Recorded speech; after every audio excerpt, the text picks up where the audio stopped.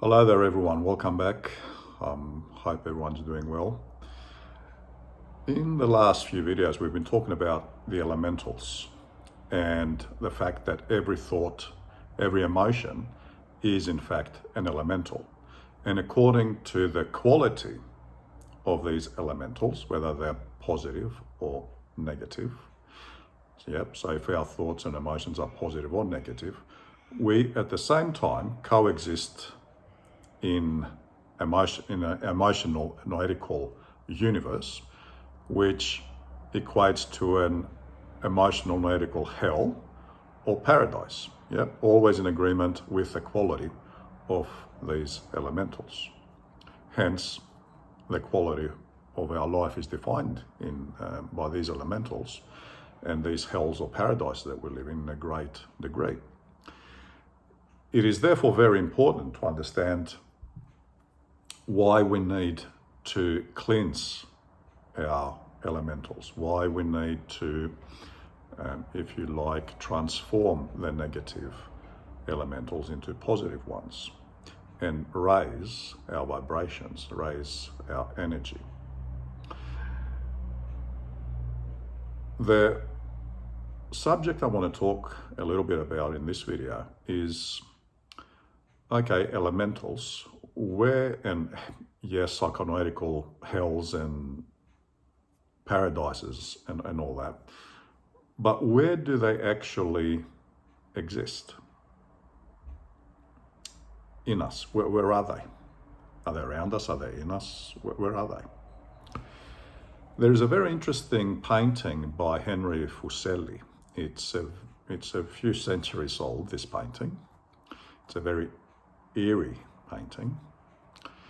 It shows this female figure, this woman, lying, sleeping in a bed in a very, I would describe it as a very vulnerable position. And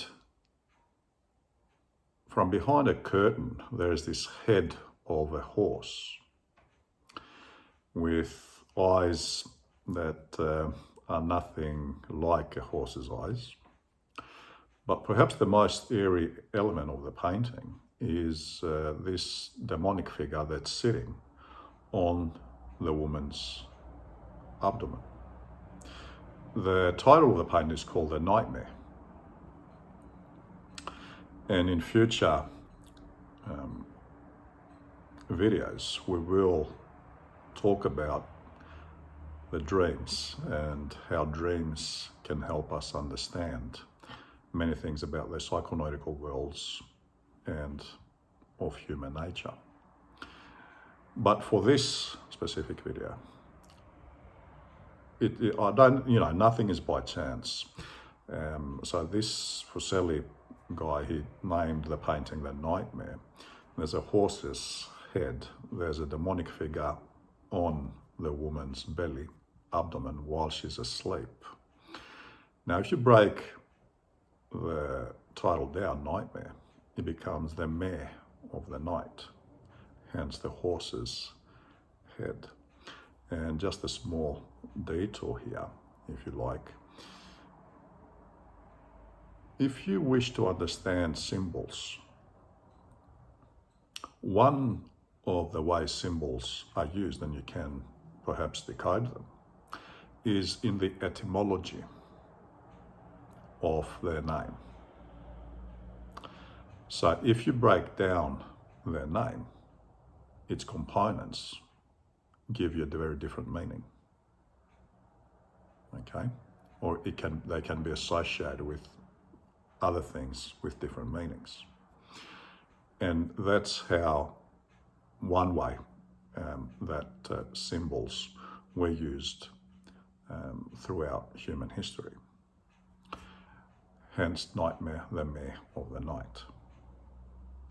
The important thing I think, in this painting that relates to what we're going to talk about today is the position that demonic figure is sitting on the abdomen. Now, what's in the abdomen area? Right in the middle, you have your solar plexus. Okay, the solar plexus, that energy center, is very, very important to every person who seeks to evolve as a human being, spiritually, emotionally, noetically. While elementals exist in many other centers, energy centers, or chakras as they're known, the main center is the solar plexus. Why is that? In the New Testament, you'll see, if you read it, you'll see Christ talks about, in one of his parables, I believe, that from their abdomen, the waters of life will flow.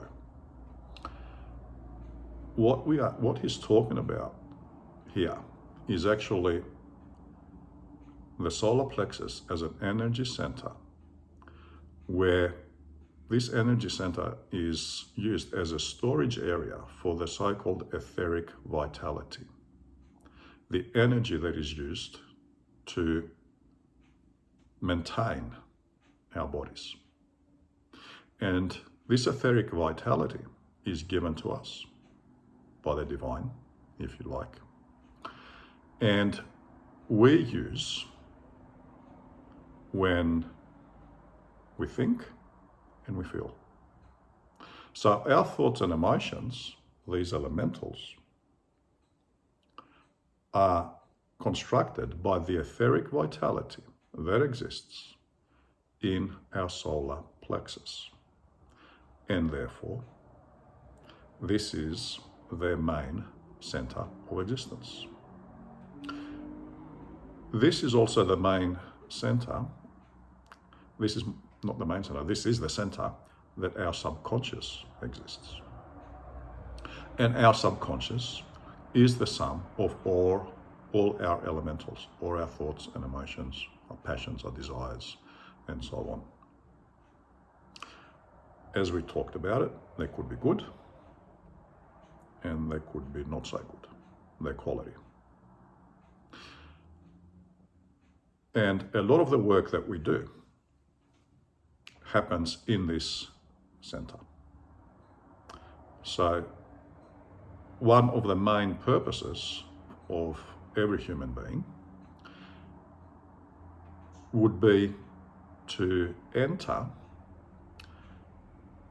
through meditation in their solar plexus area, in this energy center, and cleanse it from all the negative elementals, all these demons, and replace them with positive angelic ones, if you like, through the use of the etheric vitality that exists in this center. Very important. Now, I would like to touch on a couple of perhaps sensitive issues. There are many paths out there for spiritual development, and many of them, and as human beings, we are very curious. Yes, we want to discover who we are, but at the same time, we are aware that as spiritual beings, we have certain gifts, spiritual gifts, that we want to discover and use. People talk about clairvoyance, okay, clairaudience. People talk about telepathy. People talk about exosomatosis, okay, out of body, and so on. And they try, let's say that we try practices that perhaps are not beneficial. Perhaps they can cause more harm. For example, there are certain, let's say, practices where people are encouraged to open up their chakras, their energy centers. Now, this can potentially be very, very dangerous and harmful. Keep in mind that our bodies are maintained by the archangelic orders. Okay? The only help these archangelic orders need is for us to cleanse our subconscious, to cleanse ourselves from our negative thoughts and emotions of negative elementals and replace them with positive ones. Why? Because they were created through our own free will, and therefore it is only us that can cleanse them. Okay? No one, no archangel, no divine power will interfere with our free will. Always remember that. We are responsible for ourselves and our lives. However, if we try, and as we've said, we coexist because of the quality of our thoughts and emotions, because of the quality of our elementals, we simultaneously coexist, apart from this material universe, in an emotional and in a noetical universe that agree with the quality of our emotions and our thoughts.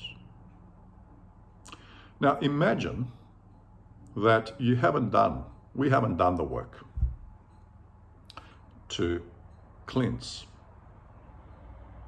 our elementals, and we achieve exosomatosis. We achieve to get out of our material bodies with our psychonautical body and exist in the psychonautical universe. Where do we think we are going to find ourselves? Because there are many, remember. The psychonautical universes, according to the mystics, are not just one. Okay? There are many different levels. Where do we think we're going to find ourselves? We're going to find ourselves in the psychonautical universe that agrees with the quality of our elementals. If our elementals, our psychonautical state is negative due to our emotions and our thoughts, we're going to find ourselves to the corresponding negative psychonautical universe. We're going to find ourselves in a psychonautical hell. Are we sure we want this? Are we sure we want this? As human beings, we are funny. We are funny beings. We want things. Yeah? And in the Bible it says, in the New Testament it says, ask and it will be given. And again, we're gonna make another video based on that saying. But for now, a child may want a gun. Would a parent give the child a loaded gun to use? Would you as a parent give a loaded gun to your child just because they want it? I would like to think not.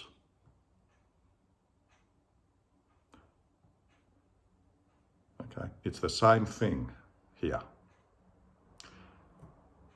It is not that the divine doesn't want us as human beings to experience these other dimensions, these gifts, if you like.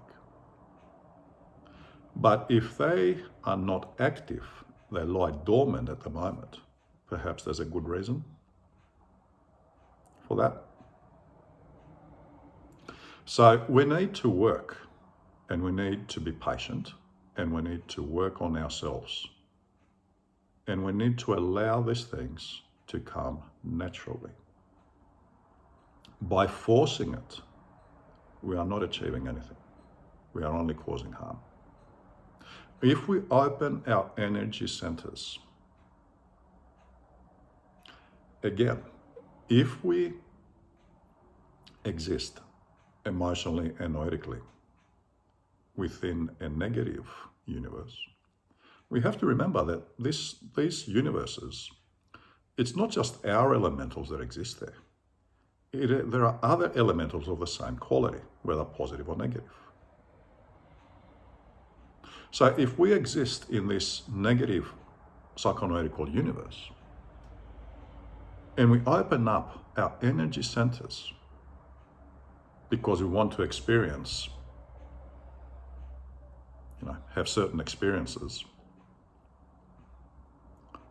are we sure that we're not going to attract these negative elementals, not just ours, but others, to enter our energy centers? Are we sure? And I'd like to remind everyone the parable of Christ, of the unclean spirit that leaves us and comes back with another 7 of the same quality and occupy the empty rooms. These empty rooms are our energy centers. So we must be responsible with these things. Okay? There's no need to force these things. They will happen on their own, naturally, when we are ready. What we need to do is simply evolve, help our evolution this is the first step, by cleansing our subconscious from all negative thoughts and emotions and replace them with with positive ones. And remember, it's not just an internal process. There are going to be trials. Okay, so there are going to be events, experiences in your life that are going to test you. Okay, have you really changed your elementals? Have you really learned your lesson? Let's test you. So you're going to be having these experiences. So let's say that you got angry when something happened. Now, if you've learned your lesson, you should remain peaceful, calm, in control, not allowing it to affect you. And here's another thing, another sub-note if you like. I'm not just talking about an image of calmness and within you, you are boiling, you're ready to explode. No, that's not what I'm talking about. Okay? You need to be peaceful and calm within. All 3 bodies. And you actually mean your response needs to be corresponding to your emotional and noetical state, one of peace and calm and love. Okay, now, like we've said, I believe, this doesn't mean that we accept wrongdoing, injustice, no, but it's a matter of how we respond to it. We are the masters of ourselves. We are the masters of ourselves. Remember that. So, in the next few videos, as we've said, subconscious, hells and paradises in the psychoanalytical worlds, nightmares. We're going to talk a little bit about dreams and what they can teach us about human nature, of who we are, and of the psychoanalytical worlds. You'll have a good one. I'll see you later.